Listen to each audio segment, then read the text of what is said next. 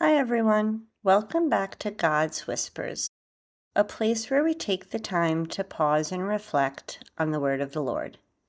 Today I'm going to be speaking about the Gospel according to Luke, chapter 6, verses 39 through 42. It's the part where Jesus says, "Can the blind lead the blind?" And then the famous line about a speck in your brother's eye versus the plank in your own. Let's listen. Jesus told his disciples a parable. Can a blind person guide a blind person? Will not both fall into a pit? No disciple is superior to the teacher, but when fully trained, every disciple will be like his teacher. Why do you notice the splinter in your brother's eye, but do not perceive the wooden beam in your own? How can you say to your brother, "Brother, let me remove that splinter in your eye," when you do not even notice the wooden beam in your own eye? You hypocrite! Remove the wooden beam from your eye first. Then you will see clearly to remove the splinter in your brother's eye. In the first century, the rabbis were often called guides. People depended on them to explain the Torah and to show what faithful living looked like. But not all guides were trustworthy. Some focused on external appearances, rituals, certain laws, status, rather than the heart of God's law, which was mercy, justice, and love. The blind leading the blind wasn't just a metaphor, it was a warning. If your leader doesn't truly see God's heart, then you both end up lost. This would have struck a chord with the people that Jesus was talking to, who saw religious leaders arguing over details while neglecting the poor and the people who were hurting. And then the plank and speck imagery. According to research, that's classic Jewish humor. Exaggeration was common in teaching, like saying someone has a log sticking out of their eye while they're nitpicking a tiny speck in someone else's. It's a way to make people laugh, but also to wince, because deep down they knew, oh, maybe he's talking about me. So historically, this wasn't just about being hypocritical. It was about spiritual leadership, accountability, and how communities can thrive or collapse depending on how people deal with another's flaws.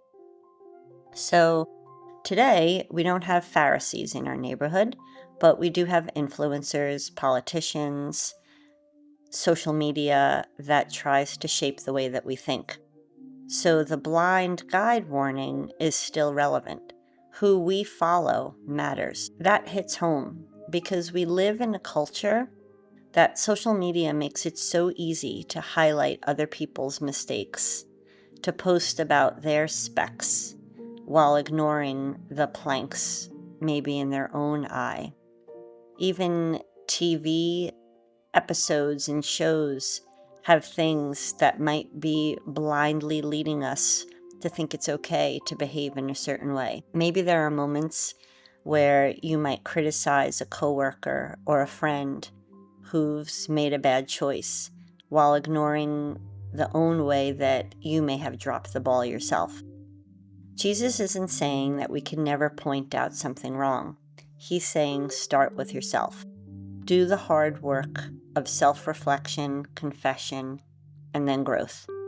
Because when you wrestle with your own blind spots, you're in a better place to help others, not with judgment, but with humility.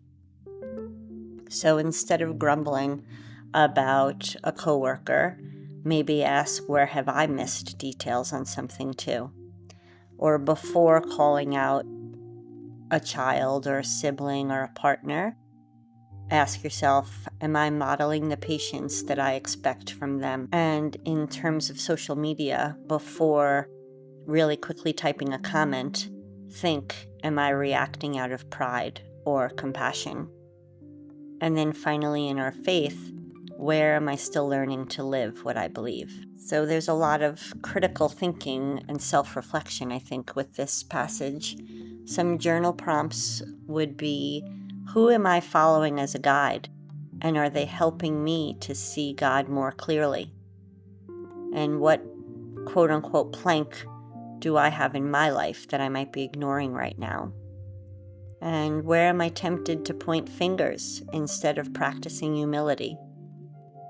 And then finally, how can I respond to somebody else's flaws with mercy instead of with judgment? So, all in all, this passage is Jesus' invitation to showing humility. It's about seeing clearly and living honestly, and then leading wisely. There's a whole world of blind guides and quick judgmental people, but Jesus calls us to be in a better way. Deal with your own plank so you can see clearly to help somebody else's speck. I hope this message resonated with you today, and if you feel like a friend could use some encouragement, please feel free to pass it along. And don't forget to subscribe so you can continue to hear God's whispers.